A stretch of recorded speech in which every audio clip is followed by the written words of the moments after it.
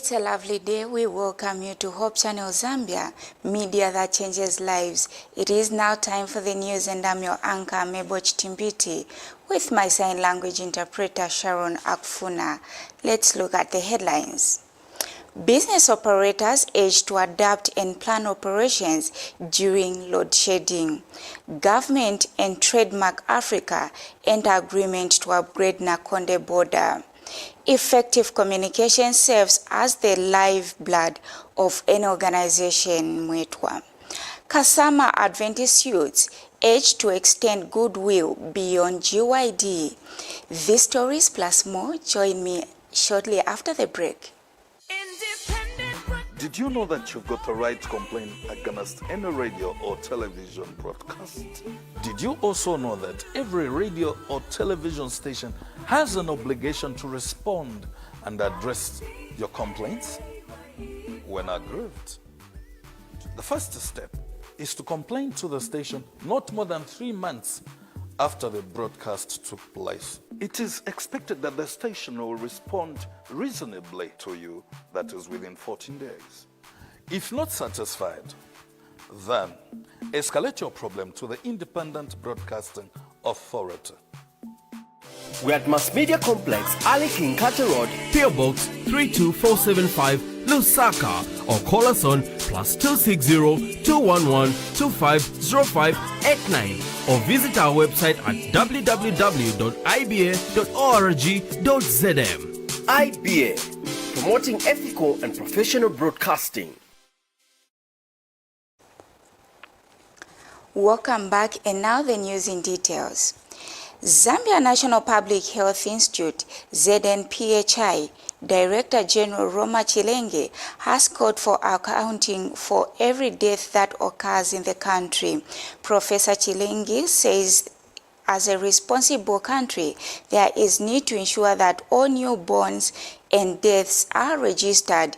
He said it is important that people dying from different cases across the country are documented. Mr. Chilenge says data of the deceased is critical, further saying that government can use data to explain and investigate causes of deaths being recorded in the country. Professor Chilenge added that there is need for the country to have readily available data for the deceased and newborns. He said this during the launch of the Zambia Baseline Mortality Surveillance Assessment and SRS Action Plan. Details in the following report.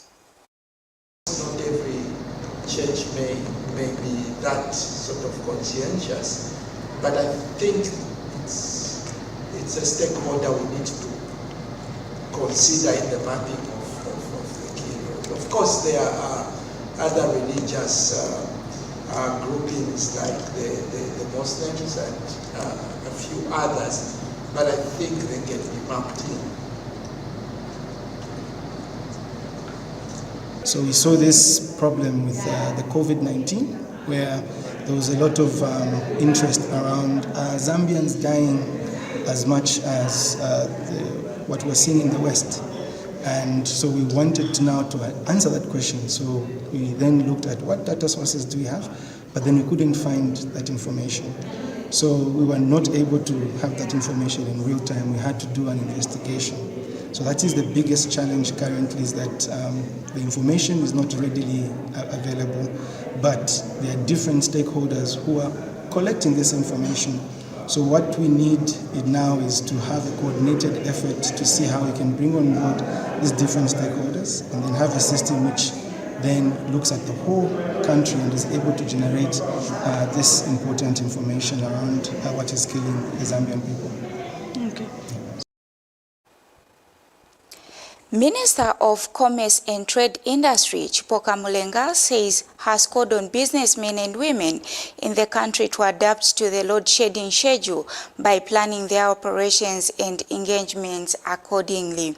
Mr. Mulenga acknowledged the disruption caused by extended power cuts beyond the planned hours and promised to collaborate with relevant authorities to find solutions to mitigate the impact on businesses. He stated that the business owners and entities should be predictable monitor and make business engagements by knowing the load shedding schedule in their area. He said it is regrettable that some areas are experiencing more than 8 hours of load shedding, contrary to the stipulated hours. Furthermore, he promised to engage the Ministry of Energy and ZESCO to see to it that business owners are helped during load shedding crisis and to tackle the longer powers outages in some areas.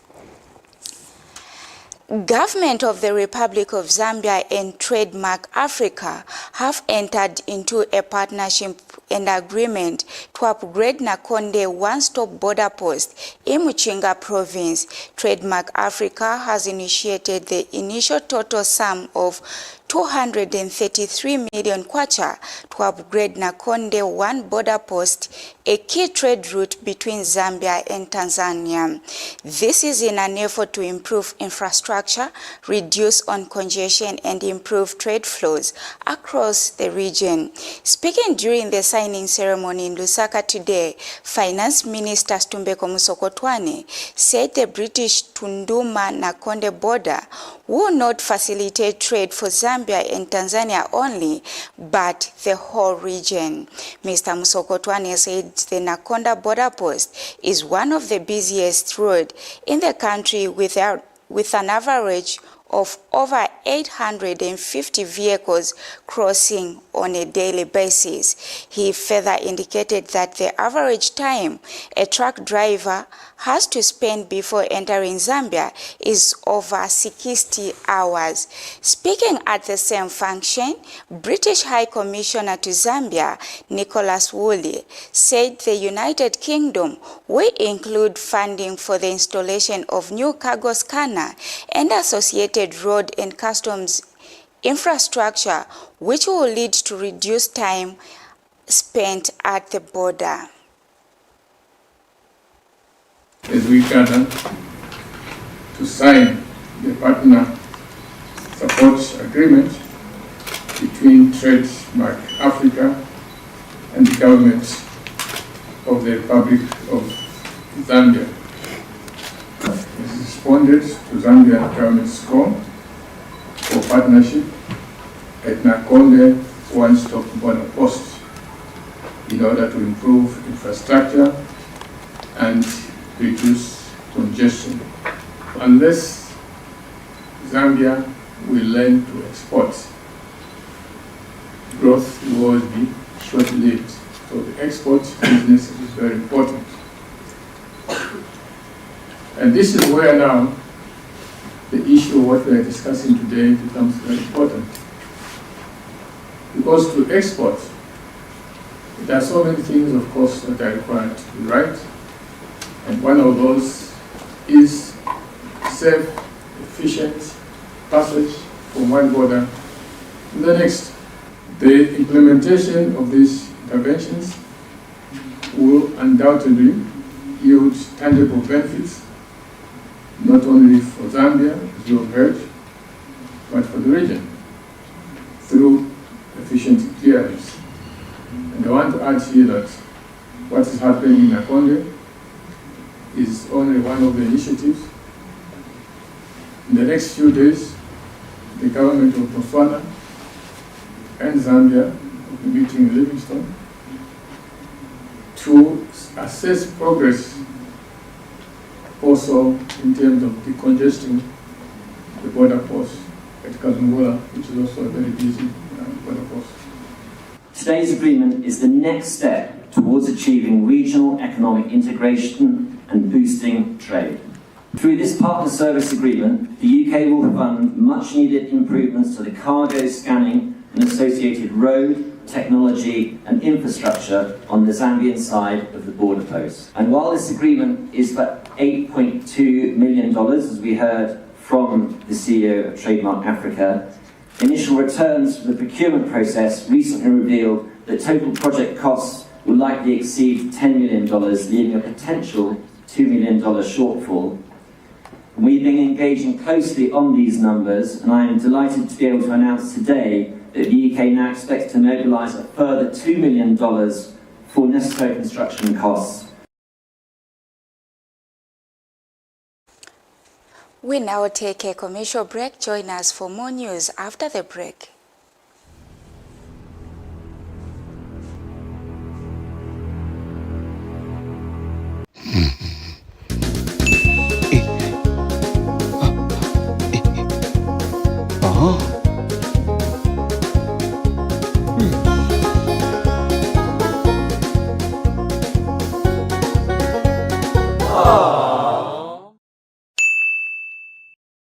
Enjoy huge discounts and save up to 50% for extra entertainment in the Tenga Double Easter promotion. Starting March 18. Pay 2 months on Antenna Nova, Basic or Dish Nova, Smart Bouquet, and enjoy instant upgrade to the next higher bouquet. Also, pay 2 months on Antenna Classic or Dish Super to get 10 extra free viewing days.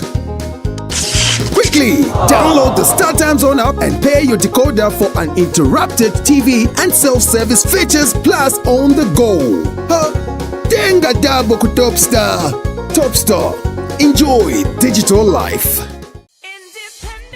Did you know that you've got the right to complain against any radio or television broadcast? Did you also know that every radio or television station has an obligation to respond and address your complaints when aggrieved? The first step is to complain to the station not more than 3 months after the broadcast took place. It is expected that the station will respond reasonably to you, that is within 14 days. If not satisfied, then escalate your problem to the Independent Broadcasting Authority. We're at Mass Media Complex, Ali King Carter Road, PO Box 32475 Lusaka, or call us on +260 211 250589 or visit our website at www.iba.org.zm. IBA, promoting ethical and professional broadcasting.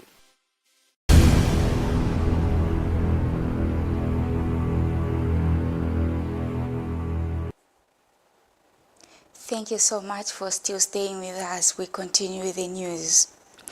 Government says it is working towards strengthening labor laws and regulations to protect the rights of workers and their rights to organize and bargain collectively.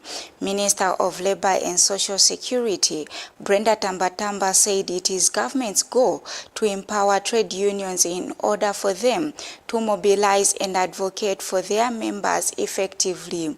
Ms. Tambatamba said this when she officiated at the 14th edition of the New Year School of the International Trade Union Confederation, ITUC Africa region in Lusaka yesterday. She stated that government recognizes the role that workers play in the economic development of the country. Ms. Tambatamba added that government is focusing on expanding social security programs, particularly to the informal sector. The Labour Minister indicated that the New Year School is a welcome initiative that will refocus the leadership of trade unions to respond to the new and emerging challenges facing the continent. Meanwhile, the New Year School President for International Trade Union Confederation Africa, Martha Molema, reaffirming the ITUC Africa's commitment to education as the cornerstone of the labor movement and the key to transformative change. Ms. Molema said education within the labor movement serves several crucial purposes, each vital for the empowerment of Africa. She added that investing in education is investing in the empowerment, unity, and prosperity of the hardworking Africans. This year's theme for the 14th edition of the New Year School of the International Trade Union Confederation Africa region is advancing Africa's transformation agenda, mobilizing for the tangible trade union collective action. Minister of Information and Media, Cornelius Mwetwa, says it is imperative to underscore and demonstrate the importance of public relations and communication in propelling the country forward. Speaking when he officiated at this year's Zambia Institute of Public Relations and Communications ZIPRC 2024 annual conference in Livingstone, Mr. Mwetwa said effective communication serves as the lifeblood of any organization, and within the context of government, it is indispensable for fostering transparency, accountability, and citizen engagement. He said the New Dawn government has brought resources closer to the people through the rolling out of various empowerment programs such as the Constituency Development Fund, CDF, to all constituencies in the country, adding that these initiatives are vital in ensuring that all citizens, regardless of their location, collectively participate in the country's development. The launch of the mandatory public service training and certification program by President Hakainde, Mr. Hakainde Hichilema, on 21st February 2024, marked the beginning of the first cohort ministers undergoing training. Notably, Her Honor, Mrs. W.K. Nalumango, the Vice President of the Republic of Zambia, actively participated in the training sessions. This inaugural training for ministers took place from 19th to 22nd February 2024, representing a significant milestone in the resumption of the National Institute of Public Administration's original mandate. One of the key highlights of this training initiative was the certification in economic governance received by the President, Mr. Hakainde Hichilema, the Vice President, and ministers. This certification underscores the program's focus on enhancing skills and knowledge in critical areas relevant to public service, aligning with the broader goals of promoting effective governance and economic development in Zambia. It's very important for us to participate in this year's annual general conference of ZIPRAC to underscore the pivotal role of effective and strategic government communication and celebrate the remarkable strides we have made in professionalizing the field. Guest of honor, sir, President Hakainde Hichilema's decisive action in passing the Zambia Institute of Public Relations and Communication Act into law signifies his support to elevating the standards of public relations practice in Zambia. This legislation establishes clear guidelines, ethical norms, and a robust regulatory framework. Very important to us is that it also helps us guide public relations practitioners to adhere to best practices. Just like our president, the Presidential Delivery Unit recognizes that strategic communication is no longer an afterthought. It is an integral part of policy implementation. As an institution set up to accelerate government service delivery to the Zambian people, the Presidential Delivery Unit has undertaken various efforts to directly align and amplify communication of the President's vision as outlined in the 8th National Development Plan, but more so in the Presidential Delivery Unit priorities. It is imperative that we underscore and demonstrate the importance of public relations and communication in propelling our nation forward. Ladies and gentlemen, effective communication serves as a lifeblood of any organization, and within the context of government, it is indispensable for fostering transparency, accountability, and citizen engagement and/or participation. As you are all aware, the New Dawn government has brought resources closer to the people through the rolling out of various empowerment programs, such as the Constituency Development Fund, to all constituencies in this country. These initiatives are vital in ensuring that all citizens, regardless of their location, actively participate in the country's development agenda.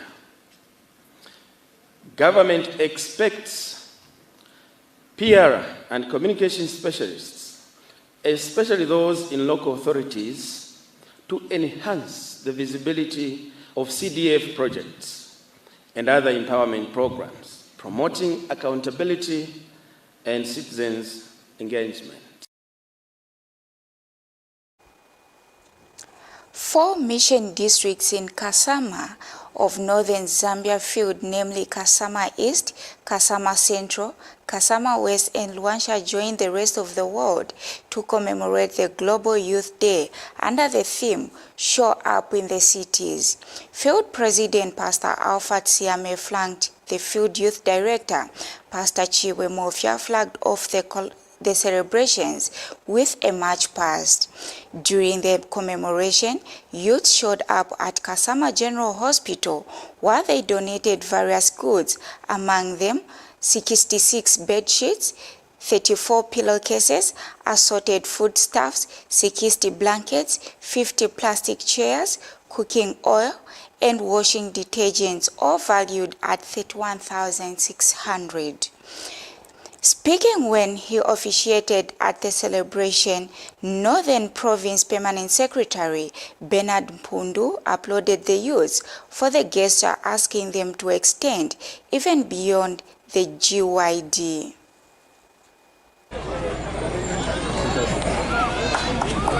This is the official opening of the March Past for the Global Youth Day. We are starting here at the roundabout and we'll have a meeting at the General Hospital. Thank you.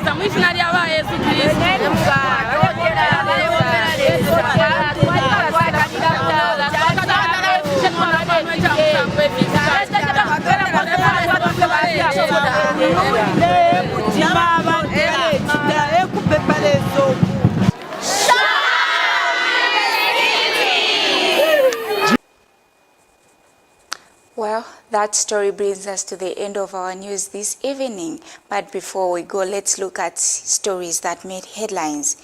Business operators urged to adapt to plan operations during load shedding. Government and Trademark Africa enter agreement to upgrade Nakonde border. Effective communication serves as the lifeblood of any organization. Kasama Adventist youths urged to extend goodwill beyond GYD. On behalf of the news crew and the production team, I've been your anchor Meboch Timbiti with Sharon Akfuna. It's bye for now. Stay tuned.